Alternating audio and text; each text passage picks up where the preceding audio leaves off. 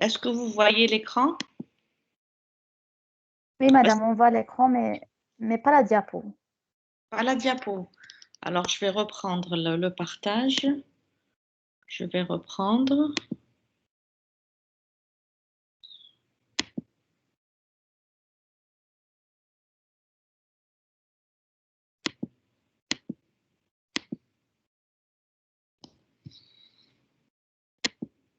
Est-ce que vous la voyez maintenant? Est-ce que vous Oui, voyez? madame, on la voit. Très bien. Alors, on va commencer par les tumeurs bénignes de l'ovaire. Je ne sais pas si vous avez déjà fait les tumeurs malignes ou pas encore. Non? Euh, si on a fait le cancer de l'ovaire. Très bien, parfait. Donc, aujourd'hui, on va axer sur les tumeurs bénignes de l'ovaire. On laisse les questions à la fin. Si vous avez des questions, bien sûr, je vous écouterai. Alors,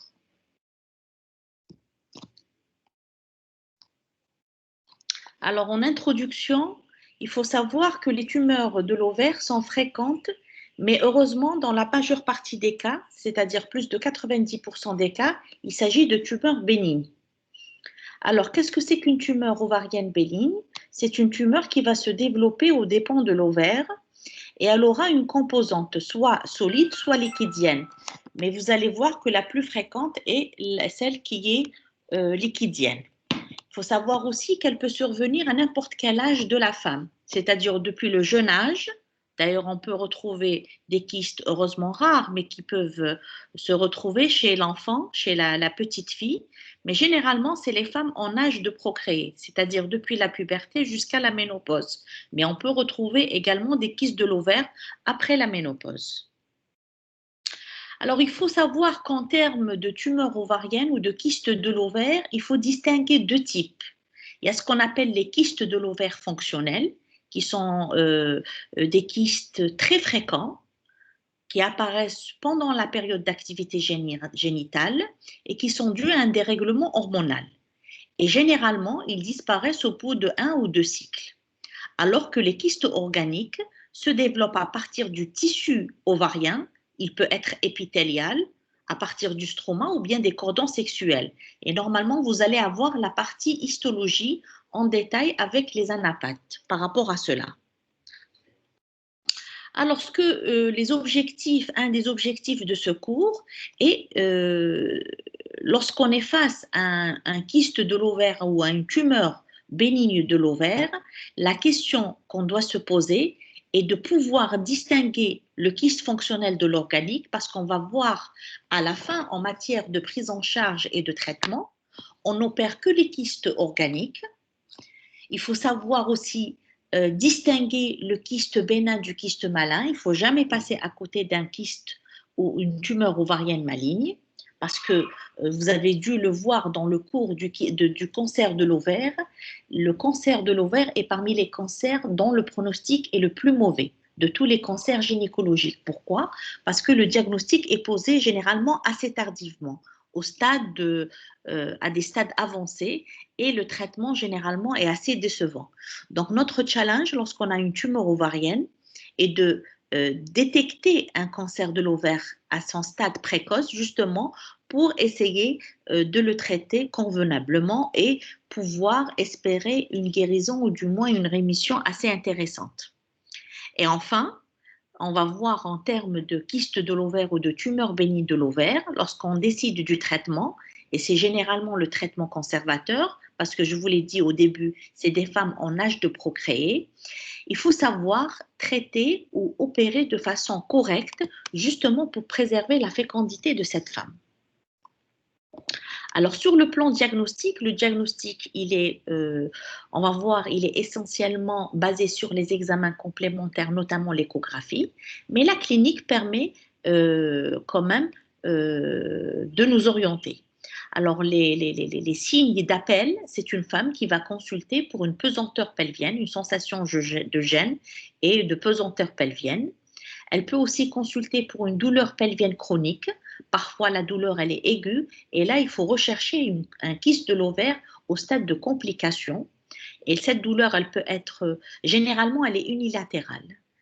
On peut retrouver également des troubles du cycle à type de métrorragie, d'aménorrhée ou de dysménorrhée. Et parfois, la découverte, elle est fortuite. C'est une femme qui va consulter pour une infertilité et c'est dans l'exploration de cette infertilité qu'on va retrouver un kyste de l'ovaire. Plus rarement, ça sera des troubles urinaires ou de troubles digestifs liés à la compression de ce kyste, soit en avant vers la vessie, soit en arrière vers le tube digestif et ça donnera des troubles digestifs, parfois même une constipation. Plus rarement, lorsqu'on est face à des tumeurs de l'ovaire assez volumineuses, cela va se manifester par une augmentation du volume de l'abdomen. Mais souvent, là, je vous ai parlé des signes d'appel, ça peut être le cas, mais généralement, c'est des femmes qui consultent pour un autre problème, parfois une infection génitale, parfois dans le cadre d'un examen de routine. Et lorsqu'on fait l'échographie pelvienne, on va retrouver un kyste de l'ovaire. Donc, c'est un kyste qui est strictement asymptomatique. Alors, si on devait examiner ces femmes, qu'est-ce qu'on va retrouver? Parfois, l'examen, il est tout à fait normal, attention, hein. Mais on peut retrouver à la palpation, lorsque le kyste dépasse le pelvis et devient abdominal, on peut retrouver une masse à la palpation abdominopelvienne. Lorsqu'on réalise le toucher vaginal, on peut retrouver une masse latéro-utérine et si elle est kystique, elle va être à consistance rénitente, indépendante de l'utérus et parfois prolabée dans le culte de sac de Douglas et elle peut être plus ou moins volumineuse. Vous avez compris que l'expression clinique, elle dépend surtout de la taille de ce kyste ou de cette tumeur ovarienne. Alors, les examens complémentaires, le maître-examen, et il est un outil fondamental dans notre pratique quotidienne et l'échographie. Il faut savoir que pour nous, l'échographie, c'est pratiquement le prolongement de notre examen clinique ou de notre toucher vaginal. Il est extrêmement rare qu'on réalise un examen gynécologique sans qu'on termine par une échographie. Alors, l'échographie, elle peut être par voie abdominale, on va utiliser une sonde abdominale, ou bien, et c'est encore mieux, par une échographie endovaginale en utilisant une sonde endovaginale. Alors, l'écho endovaginale, elle est plus pertinente, elle est plus performante. Pourquoi? Parce que la sonde vaginale va être plus en contact avec les organes pelviens que l'écho abdominal, surtout chez les femmes obèses, où la paroi abdominale peut être gênante par rapport à cette exploration. Alors, l'échographie, elle va préciser les caractéristiques de cette tumeur ou de ce kyste. On va préciser sa taille, on va la mesurer, on va identifier sa composante, est-ce qu'elle est plutôt liquidienne, est-ce qu'elle est plutôt solide, parfois on a une composante mixte, solido-kystique. On va apprécier l'aspect de la paroi, est-ce qu'elle est régulière ou pas, est-ce qu'elle est fine ou pas. On va rechercher l'existence de cloisons, l'existence de végétation et surtout, et enfin, la vascularisation donc, de ce kyste ou de cette tumeur. Bien sûr, je ne l'ai pas noté, mais il faut apprécier le caractère uni ou bilatéral et l'existence d'éventuels ascites. Regardez ici, par exemple, je vous ai mis un exemple de kyste de l'ovaire. Alors, on va retrouver une image anéchogène, c'est-à-dire tout à fait noire, sans végétation, sans cloison utérine. C'est ce qu'on appelle un kyste uniloculaire. On va identifier ou apprécier la paroi kystique. On voit qu'ici qu'elle est assez fine, assez régulière. Un autre exemple de kyste de l'ovaire, l'existence de cloisons. Il est très important lorsque l'utérus, le kyste est cloisonné d'apprécier le nombre de cloisons, l'épaisseur aussi. On doit mesurer l'épaisseur de cloisons et on met le signal Doppler dessus pour voir est-ce que ces cloisons sont vascularisées ou pas. Regardez ici, on est face à l'écostructure. Regardez par rapport au kyste, le premier kyste qu'on a vu ensemble. Ici, il ne s'agit pas d'une image anéchogène, mais plutôt hypoéchogène. Vous voyez le gris qui est là. Alors là, ça peut être déjà, rien qu'en analysant le kyste à l'échographie, on peut avoir quand même une orientation diagnostique. Par exemple, ici, on peut suspecter un kyste endométriosique ou un kyste mucineux. Je pense que vous allez faire ou vous avez déjà fait l'endométriose et on va vous parler en détail du kyste endométriosique et sa répercussion sur la fertilité. Ici, par exemple, il s'agit d'une tumeur ovarienne. elle est à composante mixte. Vous voyez, il y a des zones qui sont noirâtres, c'est-à-dire anéchogènes, et d'autres qui sont blanchâtres, et ça correspond à du tissu. Ici, par exemple, donc elle est structure tissulaire, et ici, on devine une végétation. On doit mesurer aussi la taille de cette végétation, le nombre des végétations et la vascularisation. Regardez ici, on a mis le Doppler, c'est-à-dire pour voir la vascularisation de cette tumeur. Et vous voyez ici quand même l'imprégnation, elle est très importante et c'est un signe péjoratif. Alors généralement, face à un kyste de l'ovaire, l'échographie est généralement suffisante. Mais parfois, on est amené à réaliser d'autres examens complémentaires, notamment les marqueurs tumoraux. Le principal marqueur tumoral qu'on utilise est le CA125, mais on utilise également la recherche de l'ACE, l'HCG et l'alpha-photoprotéine, qui sont des marqueurs, mais qui ne sont pas spécifiques à l'ovaire. Alors, ils n'ont pas un intérêt plutôt diagnostique, mais c'est un intérêt dans la surveillance post-thérapeutique s'il s'agit rétrospectivement d'un cancer. Donc, il ne faut pas s'attendre au CA125 ou aux autres marqueurs tumoraux d'être là pour nous orienter vers le type histologique du kyste. Une petite remarque par rapport au CA125, il n'est pas là que pour les tumeurs malignes, c'est un marqueur aussi de l'endométriose. Lorsqu'il est très élevé, c'est un signe indirect de l'existence d'un kyste endométriosique. Mais je vous ai dit, on ne se base pas que sur les marqueurs tumoraux pour poser le diagnostic.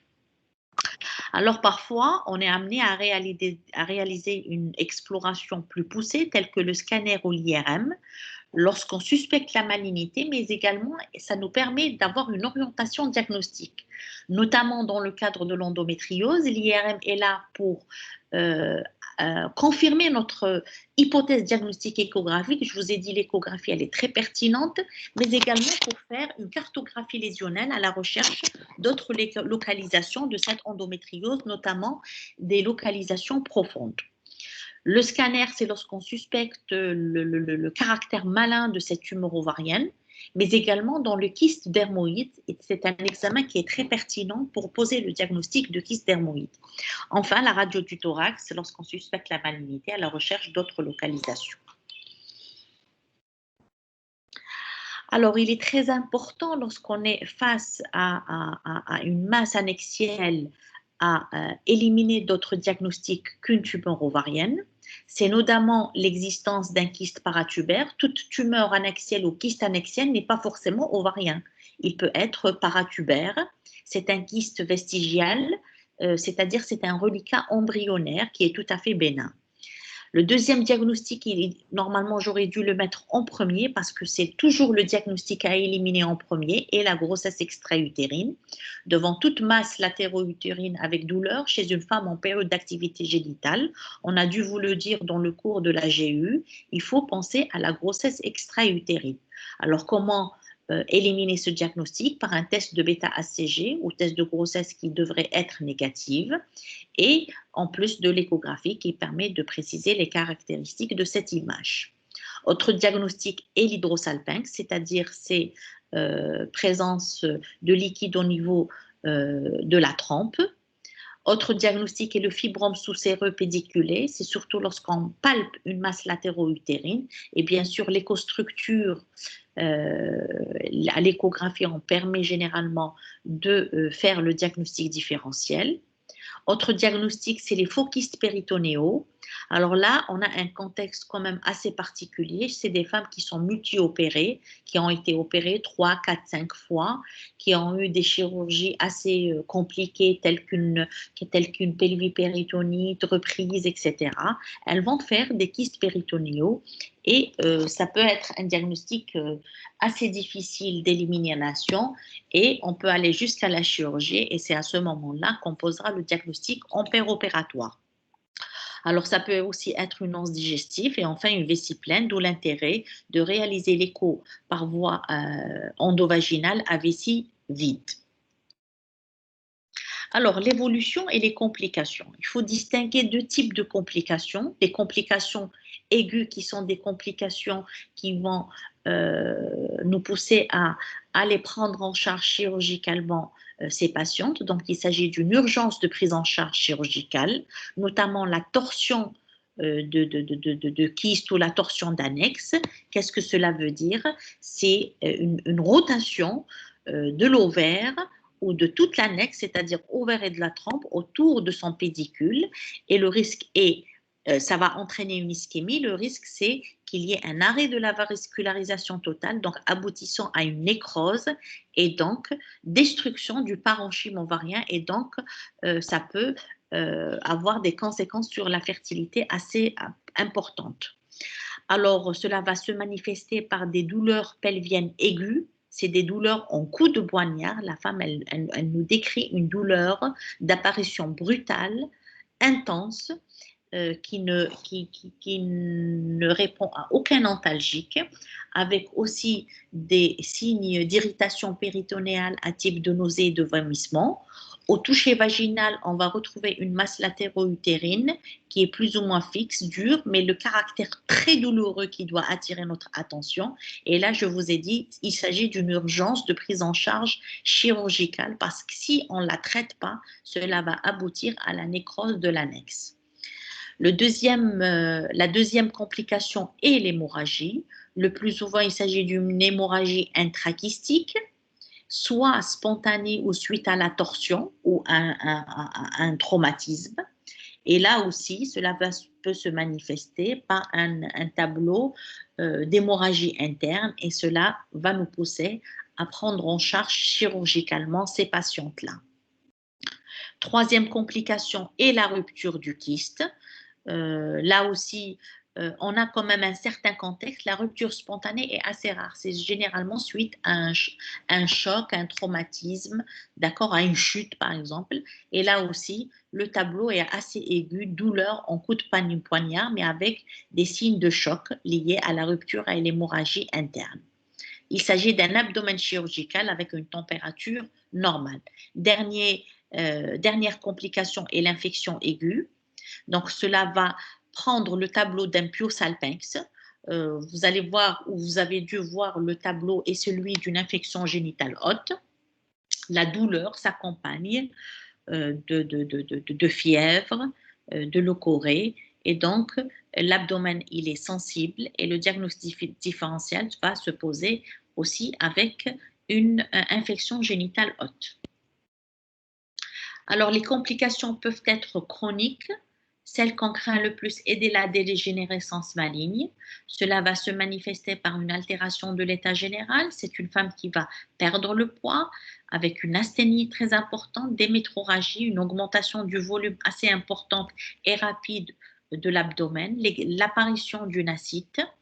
Et parfois, cette dégénérescence se fait de façon assez fortuite et assez imprévu lors d'une chirurgie et à l'anapathe, le diagnostic nous parle d'un type malin. Alors, d'où l'intérêt, on va le voir tout à l'heure dans la prise en charge. Quand on est face à une tumeur ovarienne bénigne, on va voir que dans la plupart du temps, on est amené à opérer justement parce qu'on craint cette dégénérescence maligne.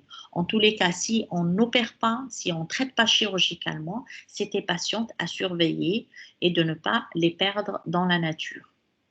Alors, autre complication, c'est la torsion chronique. Au fait, cela se manifestait par des douleurs, mais ce n'est pas des douleurs aiguës, c'est des douleurs chroniques. C'est lié à des phénomènes de subtorsion. Donc, c'est l'annexe qui va se tordre, mais la torsion n'est pas très importante. Donc, cela va permettre une vascularisation continue de l'annexe. L'infection chronique, avec des adhérences pelviennes, d'où la traduction par des douleurs pelviennes chroniques, la compression pelvienne, troubles urinaires, constipation et hydronéphrose. On arrive au chapitre thérapeutique. Comment doit-on prendre en charge ces kystes ou ces tumeurs de l'ovaire? Au fait, on a 4 choix thérapeutiques. Soit c'est l'abstention, c'est-à-dire on ne fait rien du tout. Soit c'est un traitement médical. Certains ont proposé une ponction éco-guidée, on va voir dans quel cas. Et enfin, le traitement chirurgical. Alors, tout d'abord, l'abstention thérapeutique, c'est-à-dire je diagnostique un kyste de l'ovaire et je ne fais rien. Alors, dans quelle situation on peut se permettre de ne pas agir? Lorsqu'on suspecte un kyste fonctionnel. Rappelez-vous, je vous ai dit, le kyste de l'ovaire peut se manifester par une formation anécrogène uniloculaire, c'est-à-dire sous forme d'une image noirâtre. Là, le diagnostic différentiel avec le kyste fonctionnel va se poser.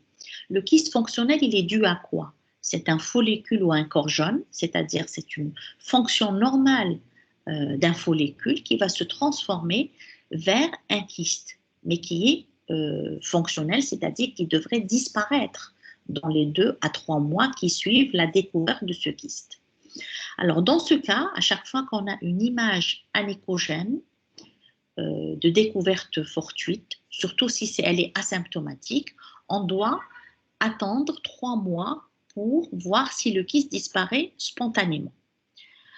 Deuxième possibilité ou deuxième option pour l'abstention thérapeutique devant un kyste, même s'il est organique, s'il persiste au-delà de 3 mois, lorsqu'il est asymptomatique et lorsque la taille reste petite, qui ne dépasse pas les 8 cm, bien sûr sans végétation ni cloison, avec des marqueurs tumoraux normaux, sans facteurs de risque familiaux, et enfin surtout si la femme présente des facteurs de risque opératoires, d'anesthésie ou bien une femme qui a déjà été opérée auparavant, là on peut proposer l'abstention thérapeutique à ces patientes. Enfin, dernière situation, c'est les kystes de l'ovaire qui sont découverts pendant la grossesse. Là aussi, lorsqu'ils sont uniloculaires, il vaut mieux ne pas les opérer, d'une part parce que généralement, ils sont fonctionnels, d'autre part, même s'ils sont organiques, ce sera des kystes séreux, donc tout à fait bénins. Et enfin, la chirurgie expose un risque d'avortement. Donc, à chaque fois qu'on est face à un kyste uniloculaire asymptomatique, chez la femme enceinte, on préfère l'abstention thérapeutique. Deuxième option thérapeutique est le traitement médical. Alors, qu'est-ce qu'on propose comme traitement? C'est la pilule, c'est-à-dire un traitement œstroprogestatif. On a dit que les kystes fonctionnels sont dus à un dérèglement hormonal, transformation d'un follicule ou d'un corps jaune en kyste. Et donc, il y a certains qui ont proposé la pilule œstroprogestative comme traitement. Alors, actuellement, toutes les études s'accordent à dire qu'il n'y a pas de supériorité du traitement par rapport à l'abstention thérapeutique. Donc, actuellement, c'est plus un traitement à donner, surtout s'il n'y a pas de désir de contraception. Bien sûr, si la femme est désireuse de contraception, on peut la lui donner, mais on ne la donnera pas dans le but de faire disparaître ce kyste-là. Troisième option est la ponction écho-guidée. Alors, la ponction est évacuatrice. Elle est réservée strictement aux kystes anécrogènes, uniloculaires, d'accord? Elle peut se faire sous anesthésie locale ou sous rachianesthésie au bloc opératoire. Mais attention, je vous ai dit, son indication unique est un kyste uniloculaire.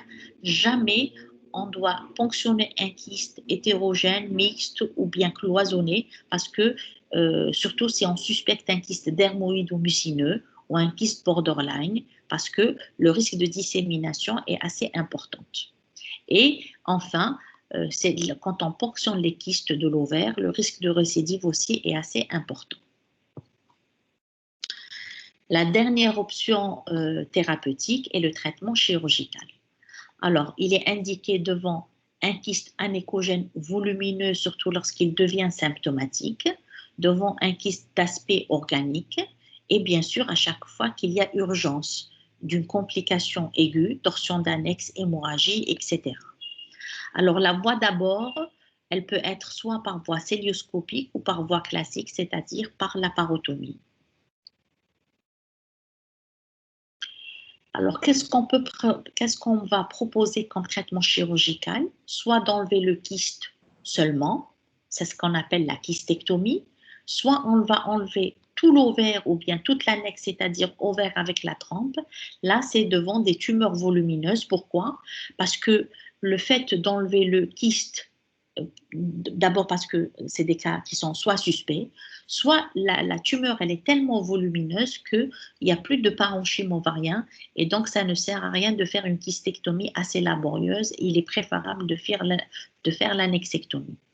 Enfin, dernière possibilité, ou c'est généralement chez la femme qui a déjà satisfait son désir de maternité lorsqu'elle est en périménopause. Dans ce cas, on peut proposer un traitement radical qui sera l'hystérectomie avec l'annexectomie bilatérale. Chez la femme, bien sûr, enceinte, lorsqu'il y a une urgence à opérer, généralement, on fait aussi une kystéctomie simple parce que c'est des femmes jeunes. Alors, en conclusion, qu'est-ce qu'on peut dire? Que la tumeur bénigne ou kyste de l'ovaire est l'une des pathologies les plus fréquentes chez la femme en âge de procréer. On a affaire à un ovaire, donc à une fonction ovarienne qui est principalement celle de la procréation. Donc, quel que soit, d'abord, il faut éliminer la pathologie maligne. Et dans la bénigne, distinguer ce qui est fonctionnel de ce qui est organique. Et lorsqu'on décide le geste chirurgical, il faut opérer de façon assez précise, justement, pour préserver cette fertilité. Voilà, donc je vous remercie.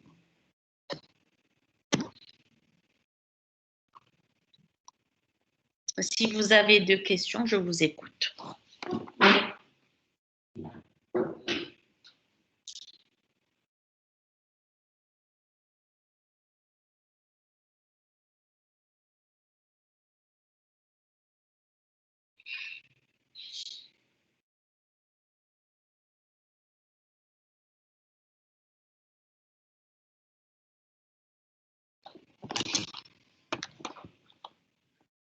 Alors, est-ce qu'il y a des questions? Madame, je vois que personne n'a posé de questions. Alors, est-ce que vous avez compris ou vous n'avez pas suivi du tout? Si, madame, on a compris. Ah, bah, très bien. Donc, vous voulez qu'on aborde directement la deuxième question? Ah oui, madame. Alors, attendez, hein, je crois qu'il y a des questions Ah oui, écrites. oui, oui. Alors, la première question, c'est quoi kyste fonctionnel et kyste organique? Donc, je vous l'ai dit, le kyste fonctionnel, c'est un kyste qui apparaît parce qu'il y a un dérèglement hormonal. Il apparaît d'où? Il faut savoir que l'ovaire, il a une double fonction, exocrine et endocrine. La fonction exocrine, c'est le développement d'un follicule qui va nous donner un ovocyte mature qui va, au moment de la ponte ovulatoire, il va être fécondé par un spermatozoïde. Donc, et le contenu du follicule va se transformer en corps jaune. Donc, ce follicule, pendant la première phase du cycle, ou bien le corps jaune durant la deuxième phase du cycle, va avoir un développement kystique et il va nous donner un kyste. Ce kyste, il est soit folliculaire s'il se développe à la première partie, ou bien un kyste du corps jaune s'il se développe à partir du corps jaune. Je ne vous ai pas donné le détail parce que vous êtes des externes, vous n'êtes pas des spécialistes, mais on a des caractéristiques échographiques qui permettent de faire la part des choses entre un kyste folliculaire ou folliculinique et un kyste du corps jaune. Toujours est-il que ces kystes sont d'apparition récente et qui disparaissent. Bon, ils peuvent rester dans une proportion assez faible, il peut rester, mais ça reste un kyste fonctionnel et qui ne se transformera jamais vers une pathologie maligne. Puis, vous avez ce qu'on appelle les kystes organiques qui vont se développer à partir des autres structures de l'ovaire, soit le cortex, c'est ce qu'on appelle, ça va nous donner les kystes séreux. On peut avoir les kystes mucineux. Vous allez voir tout ça dans l'anapathe, où on va vous parler sur le plan histologique des caractéristiques des kystes de l'ovaire. Soit à partir des cordons sexuels, soit à partir du stroma. Donc, c'est des kystes qui sont organiques. Ceux-là, ils ne disparaîtront jamais. Puis, j'ai oublié parmi les kystes organiques les plus fréquents et les kystes endométriosiques. D'accord? Alors, le kyste endométriosique, je n'ai pas voulu trop détailler. Normalement, on va vous en parler dans l'endométriose. C'est un kyste qui est assez particulier, qui s'accompagne de douleurs et d'infertilité. Et sa prise en charge n'est pas du tout comme les autres types de kystes. Ce n'est pas un kyste à opérer d'emblée. Pourquoi? Parce que lorsqu'on réalise une kystectomie, c'est-à-dire on va enlever la paroi du kyste, à côté de ce kyste, il va y avoir des follicules et donc on risque d'altérer la réserve ovarienne de cette femme. C'est l'exception, la seule exception dans les kystes de l'ovaire par rapport aux autres types de kystes. Bon, je ne vais pas rentrer dans les détails, mais sachez qu'il existe plusieurs types de kystes organiques. Alors, la deuxième, quand utiliser la voie abdominale à l'échographie. Au fait, nous, généralement, on utilise les deux, la voie abdominale et la voie endovaginale, à chaque fois que la femme, bien sûr, est mariée et qu'il y a une activité génitale. Parce qu'on ne peut pas introduire une sonde endovaginale chez une célibataire ou une vierge. Donc, chez toutes les femmes mariées, on fait l'association des deux. Soit l'endovaginal seul lorsque le kyste est petit, mais à chaque fois que le kyste devient important, on est obligé de coupler les deux voies, c'est-à-dire faire l'abdominal et l'endovaginal dans des deux temps différents, justement pour compléter notre exploration échographique. Alors,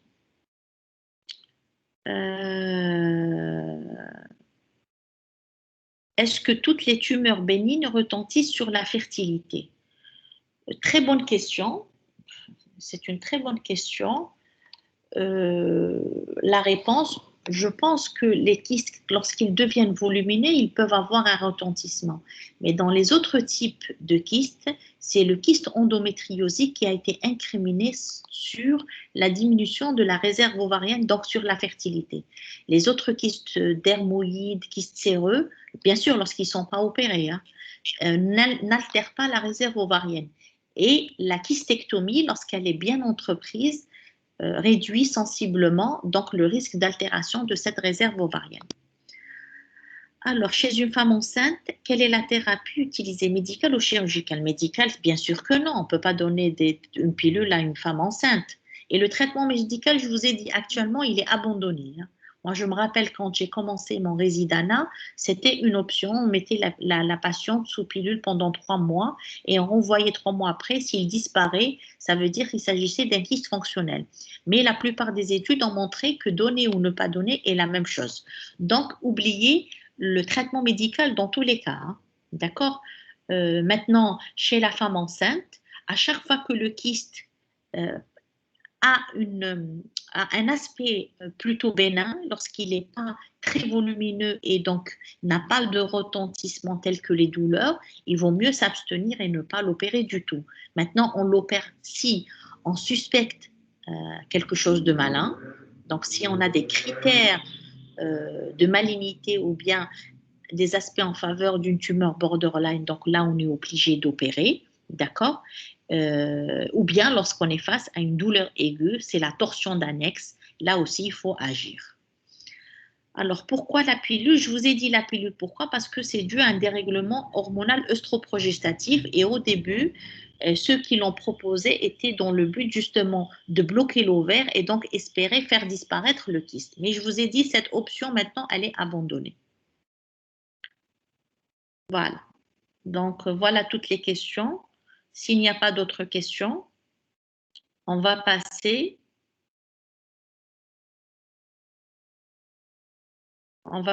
donc à la deuxième question qui est la tuberculose génitale.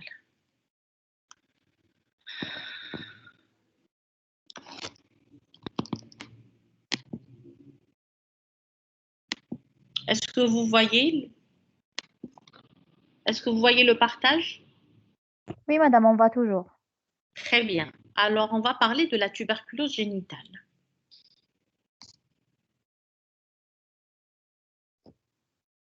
Alors, qu'est-ce que c'est que il s'agit de la présence ou de la localisation du bacille de Koch au niveau de l'appareil génital. Elle est jamais ou exceptionnellement primitive. La contamination, elle est principalement hématogène, c'est-à-dire par voie sanguine. Vous allez le voir, la particularité de la tuberculose génitale par rapport aux autres types de tuberculose, notamment pulmonaire ou ganglionnaire. C'est la prédominance des formes latentes. Et enfin, la confirmation bactériologique est difficile.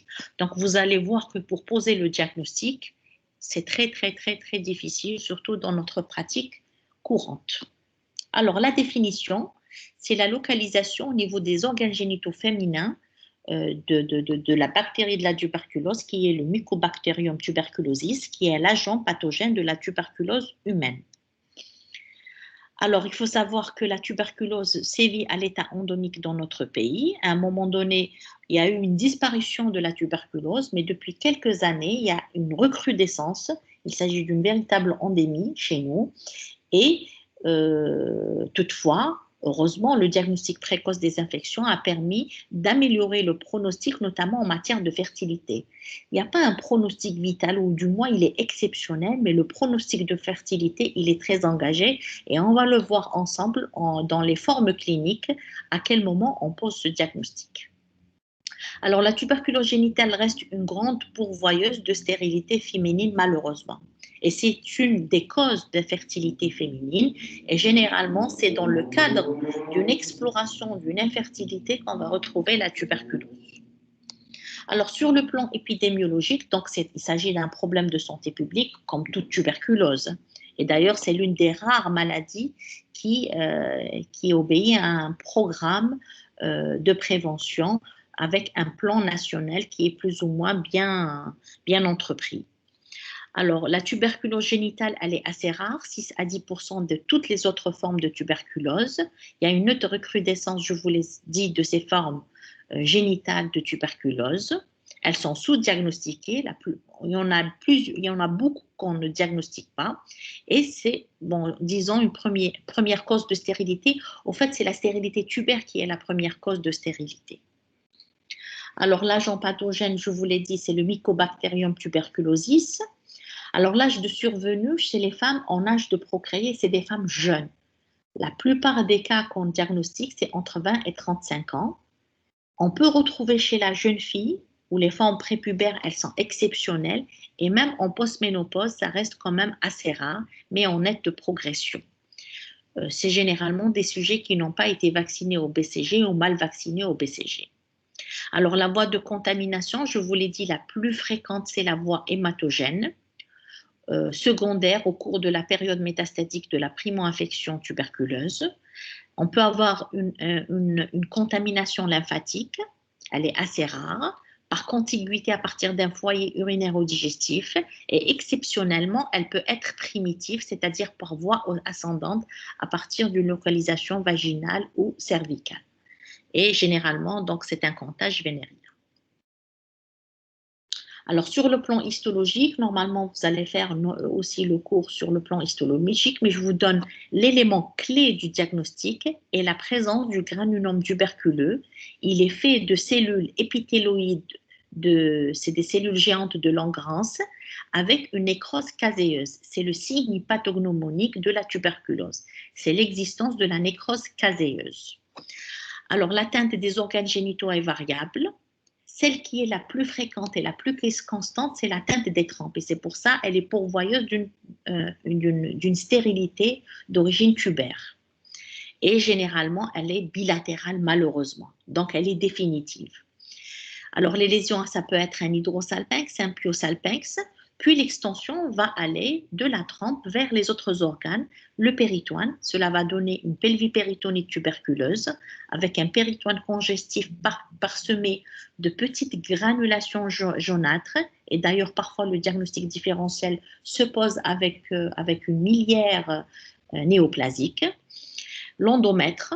Et si l'atteinte, elle arrive à l'endomètre, donc cela va avoir une conséquence sur la destruction de cet endomètre avec le risque de synéchie et donc la stérilité, elle sera définitive, c'est-à-dire on n'aura aucune option thérapeutique pour ces femmes. Pourquoi? Parce que s'il y a une atteinte des trompes, on peut lui proposer une procréation médicalement assistée. Mais s'il y a une atteinte de la cavité utérine, là, il n'y a plus aucune chance de traitement. Voilà. les colonies du Mycobacterium tuberculosis. Alors, le milieu sur lequel il se développe, c'est le milieu de Lowenstein. Alors, les circonstances de découverte, le plus souvent, c'est à l'occasion d'une consultation pour stérilité, je vous l'ai dit. Donc, la femme, elle est strictement asymptomatique, elle ne se plaint de rien. Elle va venir pour une infertilité et c'est à l'occasion de cette exploration qu'on va retrouver cette tuberculose. Parfois, et lorsqu'elle atteinte, elle est plus importante, lorsqu'elle a atteint la cavité utérine, elle va se manifester par une aménorrhée, soit primaire ou bien secondaire. L'aménorrhée, elle est due à quoi? L'aménorrhée, elle est due à la destruction de cet endomètre, à la synéchie, et donc cela va donner l'aménorrhée. Parfois, dans le cadre d'un bilan étiologique, d'une salpingite ou de douleurs pelviennes, qu'on va découvrir une tuberculose. Alors, le diagnostic est évoqué devant une altération de l'état général, avec fièvre chronique, surtout le soir, c'est ce qu'on appelle une fièvre vespérale, des douleurs abdominales profondes, une aménorrhée, donc je vous ai dit soit primaire, mais surtout c'est des aménorrhées secondaires, des métrorragies minimes ou bien dans le cadre d'un bilan d'infertilité. Alors les formes cliniques, là c'est très important, vous devez connaître les formes cliniques de cette tuberculose. Elle peut prendre plusieurs aspects et plusieurs formes. Alors, la forme la plus fréquente, c'est la forme de tuberculose salpingo-péritonéale acytique. Alors, vous devinez sur le titre qu'elle va atteindre la trempe, la salpingo, péritonéale, elle va atteindre le péritoine, et dès qu'elle atteint le péritoine, elle va se traduire aussi par l'apparition d'une acide. Alors, sur le plan clinique, il va y avoir une altération de l'état général, donc avec cette fièvre vispérale, troubles digestifs, une aménorrhée secondaire. À l'examen et à l'échographie, on va retrouver une acide avec la palpation et l'examen des annexes. Si on fait une célioscopie, l'exploration célioscopique, on va retrouver des annexes hypertrophiées douloureux. Et douloureux, bien sûr, c'est sur le plan clinique. La deuxième, c'est la forme salpingite fibrocaséeuse. Donc là, il n'y a plus d'acide, c'est une atteinte bilatérale, c'est les deux trompes qui sont atteintes, d'accord? Et l'infection peut aller jusqu'à l'endomètre et donner une endométrie tuberculeuse. Puis on a les formes subaiguës ou chroniques. Cela va se manifester par une pesanteur hypogastrique, des ménométrorragies ou une aménorrhée, l'asthénie, et cela peut aller vers la complication qui est une suppuration ou une fistulisation de ces abcès. Et enfin, la forme aiguë, c'est une forme brutale, c'est généralement dans le postpartum qu'on va retrouver cette forme, d'accord? Et pourquoi le postpartum? Parce que c'est une période où l'immunité de la femme a diminué et donc la symptomatologie elle est plus importante et cela va se manifester pour tout le tableau habituel qu'on a vu, c'est-à-dire fièvre, altération de l'état général, perte de poids, etc. Alors, si on devait faire une hystérosalpingographie, généralement, la femme, elle vient à fait cette exploration pour infertilité, d'accord? On va retrouver l'atteinte du père. Vous allez le voir en détail dans le TD sur l'hystérosalpingographie, d'accord? Alors, c'est cet aspect-là monoliforme, en chapelet, avec un aspect pseudo-malformatif de la cavité utérine, un hydrosalpinx. Ouais, au fait, c'est un caséosalpinx, il y a du caséum qui est dedans, mais lorsqu'on interprète cette hystérosalpingographie, il y a une obstruction tubaire distale bilatérale qui donne l'aspect d'un hydrosalpinx. Voilà l'aspect pseudo-malformatif, d'accord, de la cavité utérine. Et là aussi, c'est une forme extrême.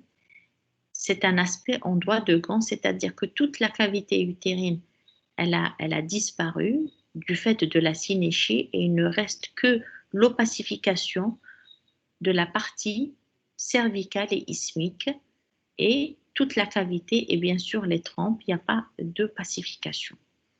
Là, c'est un aspect d'hydrosalpinx, comme vous le voyez ici. C'est un aspect en queue de scorpion,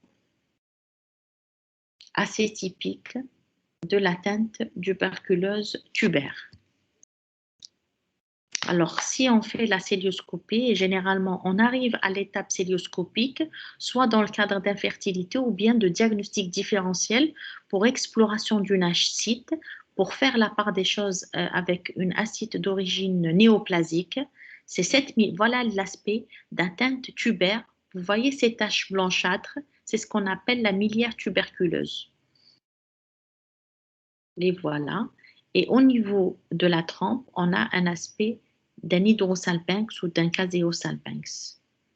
Alors, pour poser le diagnostic, il faut faire des biopsies et l'analyse va poser le diagnostic de ces granulations blanchâtres sur le plan histologique.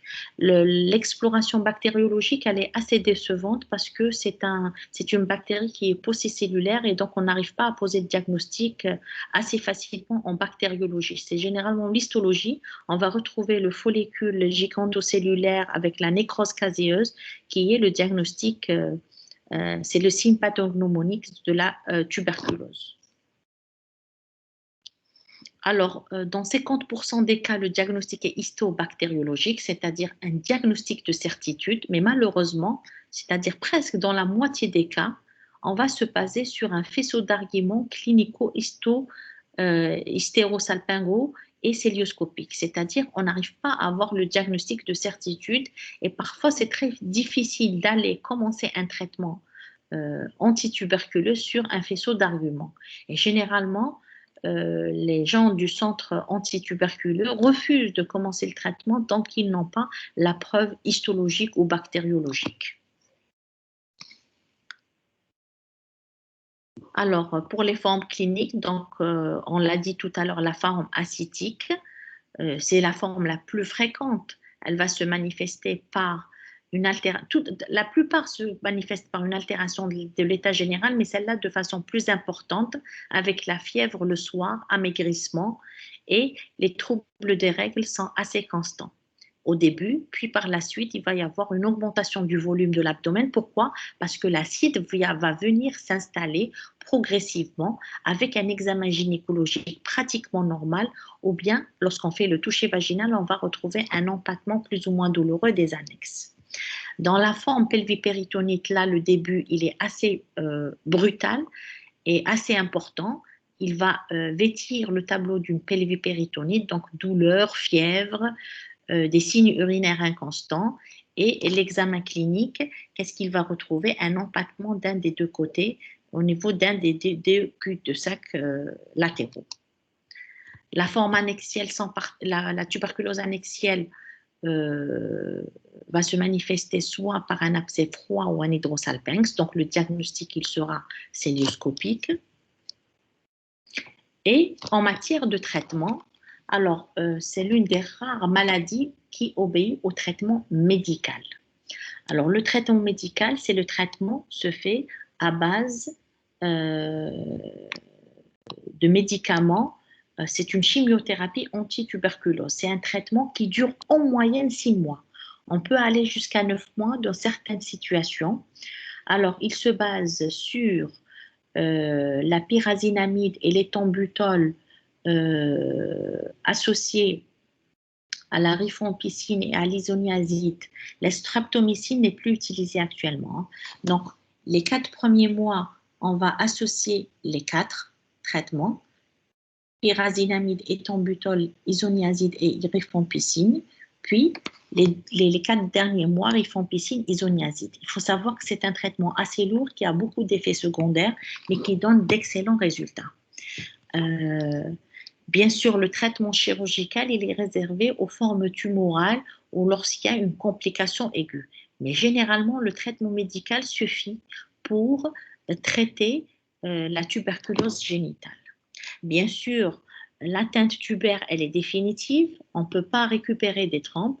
Par contre, lorsque le traitement il est entrepris assez tôt, le but, c'est que la dissémination ne va pas vers la cavité utérine et de préserver l'endomètre et donc une éventuelle nidation et une grossesse lorsqu'on propose un traitement, une FIV ou un traitement de procréation médicalement assistée. Alors, sous traitement, la guérison se fait, heureusement, dans la plupart des cas, mais avec des séquelles importantes. Le prix, c'est les séquelles, c'est la stérilité définitive, parfois l'aménorrhée et la douleur chronique qui va rester. Bien sûr, si on ne traite pas, l'évolution se fera de façon inéluctable, elle se fait à bas bruit, mais elle est progressive et elle peut se manifester par une ascite, une pelvipéritonite ou bien vers les formes de fistulisation. La fistulisation peut se faire vers un organe digestif, vers l'os ou vers la peau et c'est assez dramatique comme complication. Et ces complications sont plus fréquentes à l'occasion d'événements de la vie. À chaque fois que l'immunité de la femme diminue, cela va faire parler la maladie de façon plus brutale. C'est notamment la période de la puberté, de l'accouchement, mais aussi de la ménopause. Donc voilà le schéma thérapeutique, je vous l'ai dit. La chirurgie, jamais on la propose en première intention. Elle s'adresse aux énormes pyosalpinx, donc c'est la forme tumorale majeure, et ne s'envisage jamais dans le traitement de la stérilité, car non seulement elle n'est pas utile, mais parfois elle est dangereuse. Pourquoi? Parce qu'elle peut entraîner une flambée de la tuberculose. Voilà, donc je vous remercie. Si vous avez des questions, je vous écoute.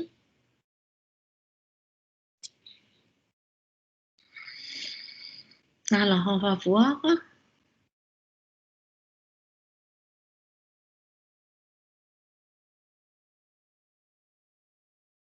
Alors, devant toute stérilité, on recherche la tuberculose. Alors, la question, très bonne question, hein. Moi, je trouve que vos questions sont très pertinentes.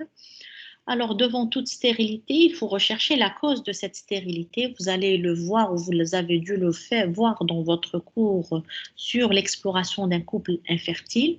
Au fait, l'une des causes de l'infertilité, c'est la cause tubaire. Pourquoi la cause tubaire? Parce que c'est au niveau de la trompe au niveau du tiers externe de la trompe que se fait la fécondation. Et donc, s'il n'y a pas de grossesse, donc une des causes, c'est qu'il n'y a pas eu de fécondation. Donc, il faut explorer la perméabilité tubaire. Et c'est généralement dans le cadre de l'infertilité, à l'occasion de l'exploration de cette perméabilité tubaire, qu'on fera l'hystérosalpingographie et elle va nous aider, ça ne sera pas le diagnostic seul, mais elle va nous aider vers l'orientation diagnostique vers la tuberculose. Et c'est la célioscopie aussi qui va nous permettre de faire les prélèvements pour une étude histologique et éventuellement bactériologique. Bien sûr, il y a l'IDR à la tuberculine qu'on fera aussi, mais il y a beaucoup de faux négatifs, mais également beaucoup de faux positifs dans l'IDR à la tuberculine. Alors, quand est-ce qu'on fait la célioscopie? Donc, je vous ai répondu déjà à cette question.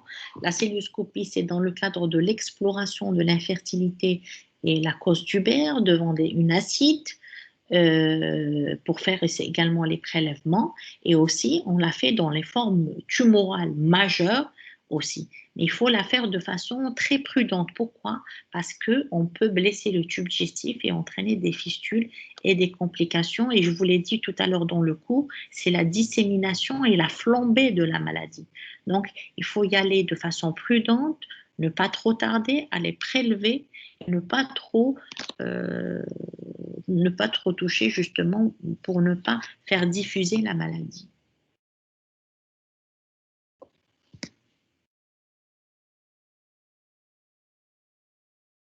Alors,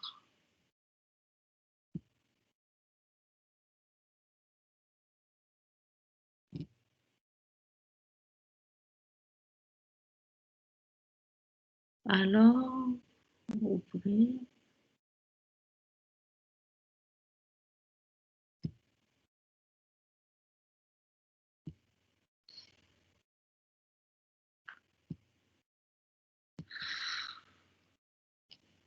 Alors, le schéma thérapeutique. Alors, le schéma thérapeutique, le voilà. D'accord? On va donner 2 mois les 4 traitements, éthambutol, la rifampicine, isoniazide et la pyrazinamide. et 4 mois, la rifampicine et l'isoniazide. D'accord? Voilà. Alors, est-ce que vous avez d'autres questions? Qui est le modérateur ici dans le cours? Oui, madame, il y a deux autres questions. Alors, laissez-moi voir. Euh, S'il vous plaît, est-ce que toujours si on a une... En fait, l'immunodépression fait parler des maladies, surtout ces maladies insidieuses et chroniques. Il peut y avoir d'autres moments d'immunodépression, tels qu'une maladie immunologique, etc. Mais on a remarqué que durant ce passage, euh, ces modifications de la femme, que ce soit la puberté, l'accouchement ou la ménopause, on a une flambée et on l'a expliqué par ce phénomène immunologique, c'est tout. Alors la teinte tubaire est toujours bilatérale. Généralement, elle est malheureusement bilatérale parce que la diffusion, elle est sanguine et donc elle atteint les deux trompes. Et c'est définitif, hein. Voilà. Est-ce que vous avez d'autres questions? Normalement, c'est bon, madame. Eh ben, je vous remercie. Voilà, donc je vous dis bon courage pour votre examen. Merci beaucoup, madame. Bonne soirée. Allez, au revoir. Au revoir.